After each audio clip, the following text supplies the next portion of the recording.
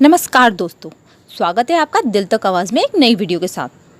योगी, मोदी और राहुल गांधी साथ ही corona update से जुड़ी महत्वपूर्ण जानकारी से अवगत कराएंगे हम आपको आज की वीडियो में। तो जुड़े रहिए हमारी वीडियो में अंत तक ताकि आपसे कोई जानकारी मिस ना हो। नजर डालते हैं आज की सुर्खियों में। तो सबसे पहले हम नजर डालते हैं कोरोना अपडेट पर। तो देश में कोरोना अपडेट से संबंधित देश में कोरोना वायरस से संक्रमित 1,47,144 केस सामने आ गए हैं, जिनमें 4,197 व्यक्ति दुनिया को अलविदा कह चुके हैं और 61,923 व्यक्ति अपने घरों में आ चुके हैं। वहीं नजर डालते दुनिया में कोरोना अपडेट को लेकर तो 56,18,785 कोरोना संक्रमित केस बढ़ चुके हैं, जिनमें मरने वालों का आंकड़ा 3,48,710 हो चुका है। साथ ही 23,93,539 व्यक्ति ठीक होकर अपने घरों को जा चुके हैं। बढ़ते हैं आज की अगली खबर की ओर। चूरू रहा देश का सबसे गर्म, दर्ज किया गया है 50 डिग्री तापमान।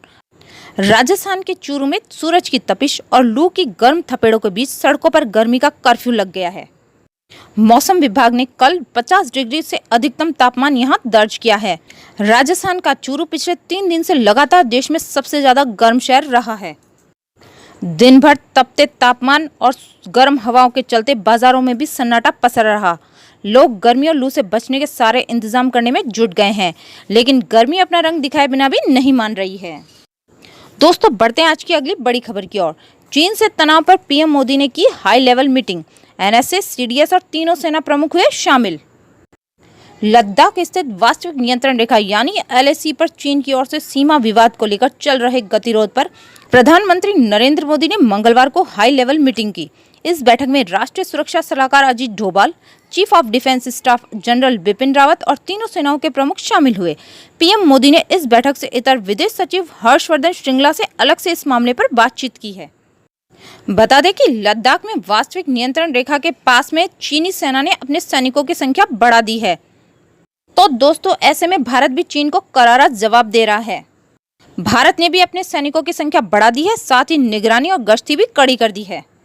दोस्तों, बढ़ते हैं आज की खास खबर की ओर। मारुति का खास ऑफर, 899 रुपए की शुरुआती ईएमआई पर अपने घर ले जाएं मारुति कार। कार बनाने वाली देश की सबसे बड़ी कंपनी मारुति सुजुकी इंडिया ने मंगलवार को कहा कि उसने अपने ग्राहकों को बेहतर कर्ज सुविधा उपलब्ध कराने के लिए आईसीआईसीआई बैंक के साथ गठजोड़ किया है। इसके तहत कार खरीदने वालों को मासिक किस्त के मामले में कुछ राहत दी जाएगी, यानी कि ईएमआई की राशि 1 लाख रुपए के कर्ज पर 899 रुपए से शुरू होगी। तो दोस्तों, जो कार लेने के शौकीन हैं वो इस ऑफर का लाभ उठा सकते हैं। दोस्तों, बढ़ते हैं आज की अगली खबर की ओर। सुप्रीम कोर्ट ने मजदूरों की हालत पर लिया स्वतः संज्ञान। केंद्र राज्यों से मांगा जवाब, पहले खारिज कर दी थी इससे जुड़ी याचिकाएं। सुप्रीम कोर्ट ने अपने आदेश में कहा कि वर्तमान स्थिति में जहां देश में लॉकडाउन चल रहा है, ऐसे में समाज के इस वर्ग को संबंधित सरकारों की मदद की बेहद जरूरत है, खासकर कि भारत सरकार की। सुप्रीम कोर्ट ने कोरोना वायरस के कारण लगे लॉकडाउन के कारण देश के अलग अलग हिस्सों में फंसे प्रवासी श्रमिकों को हो रही परेशानियों और पीड़ाओं के संबंध में स्वतः संज्ञान लिया है। सुप्रीम कोर्ट की ओर से जारी एक ऑर्डर में कहा गया है कि न्यूज़पेपर और मीडिया रिपोर्ट्स में लगातार प्रवासी मजदूरों की दुर्भाग्यपूर्ण और व्यथित करने वाली स्थिति दिखाई जा रही है, जिसमें कि मजदूर पैदल और साइकिल द्वारा बेहद लंबी दूरी तय करने को मजबूर हैं। सुप्रीम कोर्ट ने अपने आदेश में कहा कि अदालत को इस संबंध में समाज के कई वर्गों की ओर से भी कई पत्र भी मिले हैं, जिसमें प्रवासी श्रमिकों की समस्याओं के बारे में चिंता जाहिर की गई है। शीर्ष अदालत ने कहा कि प्रवासी श्रमिकों की समस्याएं आज भी बनी हुई है, जहां एक बड़ा वर्ग सड़कों पर, ट्रेनों में, रेलवे स्टेशन पर और राज्यों की सीमाओं पर फंसा हुआ है। इनके लिए केंद्र और राज्य सरकारों को तत्काल उचित वाहनों, खाने और राहत शिविरों की व्यवस्था करनी चाहिए।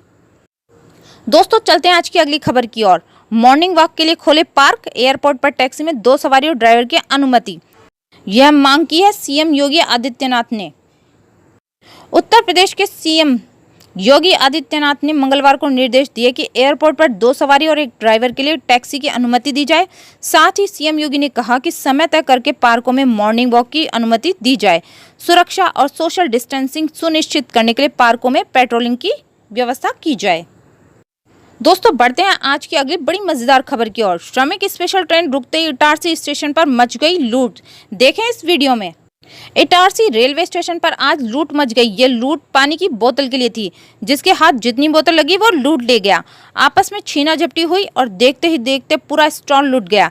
लूटपाट की तस्वीरें वहां खड़े लोगों ने अपने मोबाइल पर शूट की और सीसीटीवी कैमरों में कैद हुई इनकी लूटपाट। और आपको बता दें कि लूटपाट करने वाले लोग श्रमिक स्पेशल ट्रेन में सवार यात्री थे। दोस्तों, बढ़ते हैं आज की अगली खबर की ओर।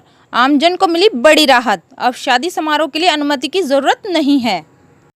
बता दें कि राजस्थान में अशोक गहलोत सरकार ने लॉकडाउन 4 में लगातार रियायतें दे रही है। सोमवार को प्रदेश में पान, तंबाकू आदि की दुकानें खोलने की अनुमति के बाद अब मंगलवार को विवाह समारोह के लिए भी राहत दी गई है। अब विवाह समारोह के लिए उपखंड अधिकारी से अनुमति की जरूरत नहीं होगी।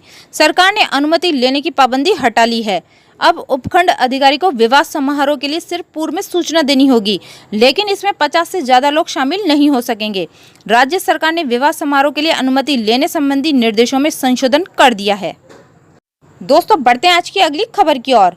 अब शहर में जोमेटो ने शुरू की शराब की होम डिलीवरी। ऑर्डर करते वक्त देनी होगी आपको ये डिटेल्स। तो आपको बताते हैं ये डिटेल्स कौन सी होंगी। रेस्तरां के बारे में ऑनलाइन जानकारी और खाने की बुकिंग के लिए मंच उपलब्ध कराने वाली कंपनी जोमेटो झारखंड के बाद अब ओडिशा में शराब की घरों तक आपूर्ति करेगी। कंपनी राज्य में इसकी शुरुआत राजधानी भुवनेश्वर से करने जा रही है। जोमेटो के उपाध्यक्ष राकेश रंजन ने कहा कि हम ओडिशा में लोगों को सेवा देकर खुश हैं। कंपनी सुरक्षा निर्देशों का पालन सुनिश्चित करने के लिए आबकारी विभाग के साथ मिलकर काम कर रही है। दोस्तों, बता दें कि ऑर्डर करने वालों को देनी होगी ये जानकारी। बयान के अनुसार जोमेटो ने शराब की सुरक्षित डिलीवरी को लेकर कई सुरक्षा उपाय तय किए हैं। ऑर्डर के समय संबंधित व्यक्ति की उम्र के सत्यापन के साथ उसकी आपूर्ति के समय भी इसकी जांच की व्यवस्था की गई है। ऑर्डर करने वाले को अपनी पहचान और उम्र की जानकारी देने को लेकर वैध पहचान पत्र अपलोड करना होगा। दोस्तों, बढ़ते हैं आज की अगली खास खबर की ओर।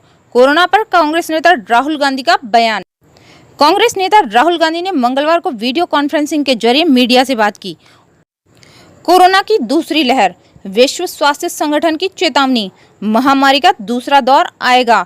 सिर्फ ये मानकर न बैठे रहें कि मामले घट रहे हैं। दोस्तों, बता दें कि विश्व स्वास्थ्य संगठन ने उन देशों को चेतावनी दी है जहां कोरोना संक्रमण के मामले कम हो रहे हैं। WHO के मुताबिक जहां मामले घट रहे हैं वहां ये अचानक बढ़ भी सकते हैं। इसलिए सिर्फ देखते न रहें। सरकारों को चाहिए कि वे महामारी रोकने के उपायों के साथ तैयार रहें। संक्रमण की दूसरी लहर तेज हो सकती है। दोस्तों, ये दूसरी लहर कौन सी है? रेयान ने कहा, महामारी वेव्स यानी लहरों के रूप में आती है। इसका मतलब है कि ये इसी साल उन क्षेत्रों में दोबारा आ सकती है जहां मामले थम रहे हैं। अगर वर्तमान में चल रहे संक्रमण के पहले दौर को रोक भी लिया गया तो भी अगली बार संक्रमण की दर बेहद तेज हो सकती है। तो दोस्तों, सिर्फ ये मानकर न बैठे कि मामले घट रहे हैं, यह तेजी से बढ़ भी सकते हैं, क्योंकि अभी कोरोना महामारी पूरी तरह से गई नहीं है। WHO ने यूरोपीय देशों और अमेरिका को भी चेताया है। उन्होंने कहा कि लगातार जांच के साथ बचाव की रणनीति बनाते रहने की जरूरत है ताकि दूसरे दौर पर पहुंचने से खुद को रोक सकें। तो दोस्तों, आपसे भी हम ये उम्मीद करते हैं कि सरकार के सही दिशा निर्देशों का आप पालन करते रहें। तो दोस्तों, आज की वीडियो में इतना ही। फिर मिलेंगे एक नई वीडियो के साथ। जय हिंद, वंदे मातरम।